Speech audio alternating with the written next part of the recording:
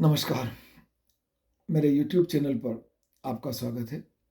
आज मैं आपसे एक बहुत महत्वपूर्ण विषय पर चर्चा कर रहा हूँ और यह महत्वपूर्ण विषय है पिता और पुत्री का संबंध। और इस संबंध पर चर्चा करने का कारण यह है कि कल एक बिटिया मेरे संपर्क में आई और उस संपर्क के दौरान उस बिटिया ने अपने और अपने परिवार, विशेषकर अपने पिता के संबंध में कुछ विशेष प्रकार की चर्चा की। वह बिटिया अपने कैरियर, अपने जीवन, भावी जीवन के बारे में चिंतित थी और अपने परिवार के व्यवहार जो उसके प्रति था, विशेषकर पिता के व्यवहार से बहुत दुखी थी।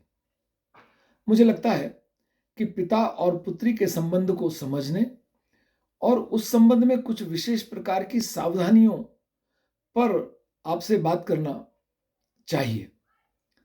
यह एक महत्वपूर्ण विषय है और मेरा निवेदन है कि आप कृपया इस वीडियो को पूरा देखिए। यदि आप इस विषय और उसके प्रस्तुतिकरण से सहमत हो, तो कृपया इस वीडियो को अन्य व्यक्तियों को भी शेयर कीजिए।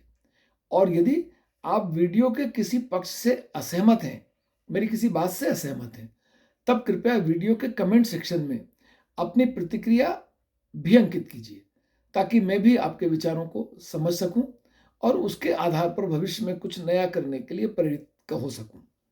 मैं आपसे यह भी अनुरोध करता हूं कि आप अभी तक यदि मेरे चैनल को सब्सक्राइब नहीं किए हैं तो मेरे चैनल को सब्सक्राइब कीजिए।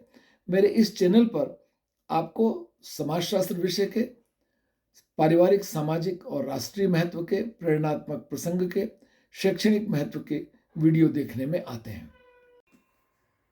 उस बिटिया ने बताया कि उसके पिता उसकी उच्च शिक्षा के लिए कुछ बाधा बन रहे हैं। वह बिटिया अपनी शिक्षा के लिए उसके नगर से दूर किसी अन्य नगर में स्थित उत्कृष्ट शिक्षा संस्थान में अध्ययन करना चाहती है। वहां उसका प्रवेश भी हो गया है, पर उसके पिता चाहते हैं कि वह उस स्थान से अपना प्रवेश निरस्त कराकर उनके नगर के, उनके गांव के पास में स्थित दूसरे कॉलेज में, दूसरे उच्च शिक्षा संस्थान में प्रवेश ले ले। बिटिया की नज़र में वह जिस संस्थान में पढ़ रही है वह उत्कृष्ट है, वहां उसे बहुत प्रकार की सहायता प्राप्त हो रही है और इसलिए वह उसे छोड़ना नहीं चाहती। वह वहीं रहकर अध्ययन करना चाहती है और यूपीएससी की तैयारी करना चाहती है।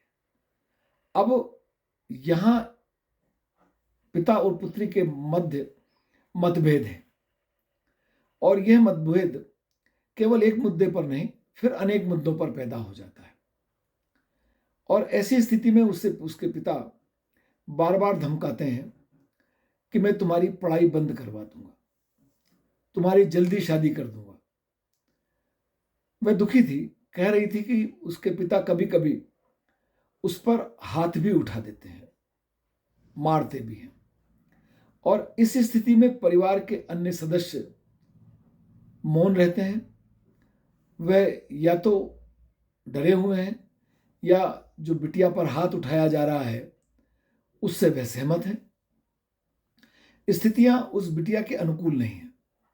वह बहुत दुखी थी और रो रही थी और ऐसी स्थिति में बिटिया कुछ नकारात्मक कदम उठाने के लिए भी प्रेरित हो सकती है, जो शायद उसके खुद के भविष्य के लिए और परिवार की प्रतिष्ठा के लिए, परिवार के सम्मान के लिए, परिवार की स्थिति के लिए अच्छे ना हो और वह उनके लिए सदैव दुख का कारण बन जाए। इसलिए परिवार और पिता को समझने का प्रयास करना चाहिए, अपनी बिटिया को समझाने का प्रयास करना चाहिए और बिटिया को भी परिवार की भावनाओं को समझने का प्रयास करना चाहिए। उसे अपने परिवार को इस बात का विश्वास दिलाने का प्रयास करना चाहिए कि उसके साथ, परिवार के साथ, उसके द्वारा किए जा रहे कार्य से, किए जाने वाले भविष्य में कार्यों से किसी भी प्रकार का कुछ भी गलत नहीं होने वाला है। वह सदैव परिवार के साथ है और पारिवारिक मूल्यों के अनुसार ही अपना जीवन निर्वाह करेगी। उस बिटिया से बातचीत के आधार पर जो मैं समझ पाया वो यह है कि बिटिया जहां निवास करती है, जो उसका मूल घर है, माता पिता का घर है, उसके आसपास के परिवेश में स्थित जो लड़कियां हैं, उनमें से कुछ ने स्वच्छंद आचरण किया है, सामाजिक मूल्यों के विपरीत आचरण किया है, कुछ ने कहीं प्रेम विवाह भी कर लिया। और इससे शायद मेरा अंदाज है कि उसके पिता भयभीत हैं कि कहीं उनकी बिटिया भी ऐसा ना कर ले। इस संबंध में पिता और पुत्री दोनों को समझना चाहिए।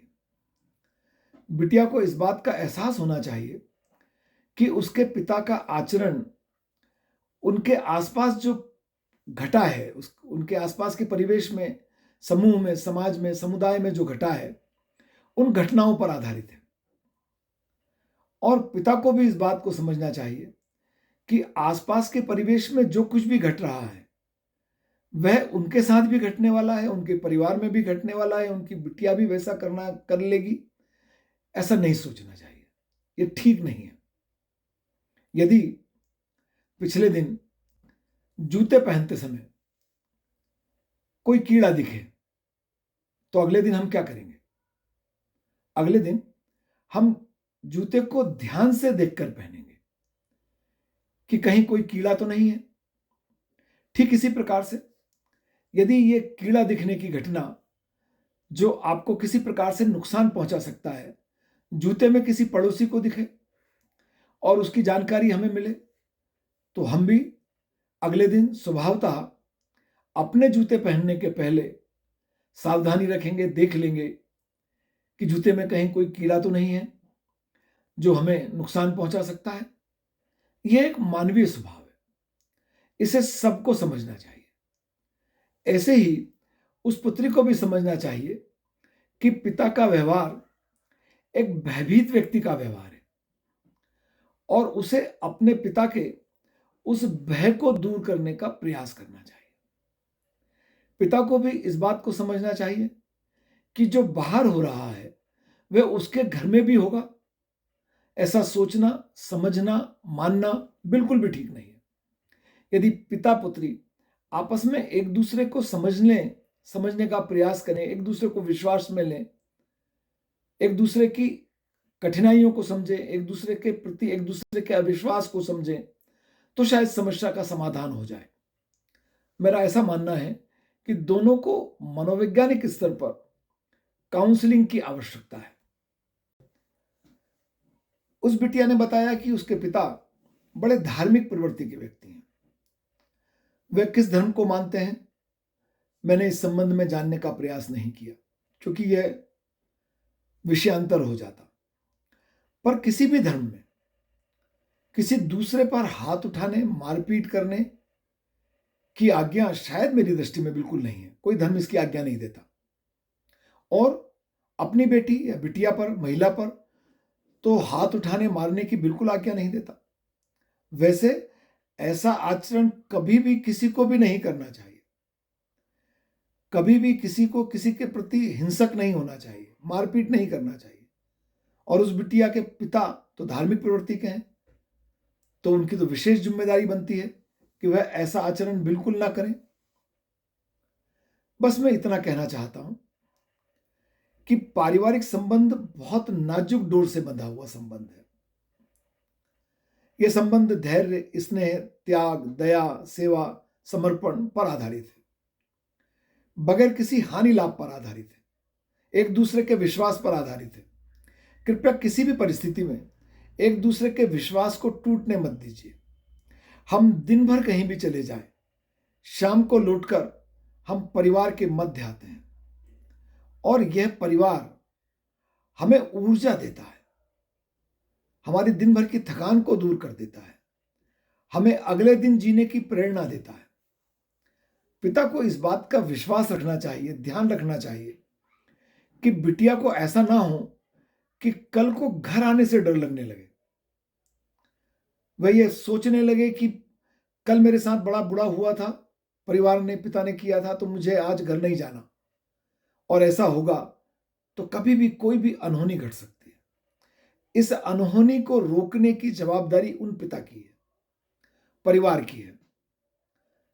तो इस प्रकार ये जो अविश्वास है एक दूसरे के प्रति, यह अविश्वास एक नकारात्मक स्थिति को पैदा कर रहा है और इस अविश्वास से पूरा परिवार दुखी है, पूरा परिवार परेशान है। इसको दूर करने की जवाबदारी भी पूरे परिवार की है। पुत्री और पिता दोनों को आपस में बैठकर एक दूसरे को विश्वास देना चाहिए। पिता को अपनी पुत्री को हानि लाभ सब बताकर उसको समझाना चाहिए कि जीवन में कैसा आचरण करना चाहिए। आसपास जो हो रहा है वे अनुकरणीय नहीं है तो मना करें कि भाई उसका अनुकरण ना करना। और पुत्री को भी अपने परिवार को अपने आचरण के प्रति आश्वस्त करना चाहिए, विश्वस्त करना चाहिए कि वह कुछ ऐसा नहीं करेगी जिससे परिवार की प्रतिष्ठा पर कोई नकारात्मक प्रभाव पड़ेगा। यदि ऐसा हो जाए तो समस्या का निराकरण हो जाएगा। मैं उस बिटिया से प्रभावित इस अर्थ में था कि उस बिटिया में शिक्षा के प्रति एक विशेष प्रकार की लगन देखने में आई। वह यूपीएससी परीक्षा की तैयारी करना चाहती है। वह अपने भविष्य के बारे में सकारात्मक सोच रही है। जल्दी से शादी नहीं करना चाहती और परिवार के प्रति उसके मन में मैंने कोई बहुत नकारात्मक विचार नहीं देखे। असंतुष्टि जरूर है, पर यह असंतुष्टि आपसी सामंजस्य से दूर की जा सकती है। परिवार बहुत स्नेह का केंद्र है, आदर का केंद्र है, एक दूसरे के साथ बगैर सोचे समझे त्याग और समर्पण का केंद्र है। कृपया उसे ऐसा ही बने रहने दीजिए। दोनों आपस में सामंजस्य स्थापित कर लीजिए।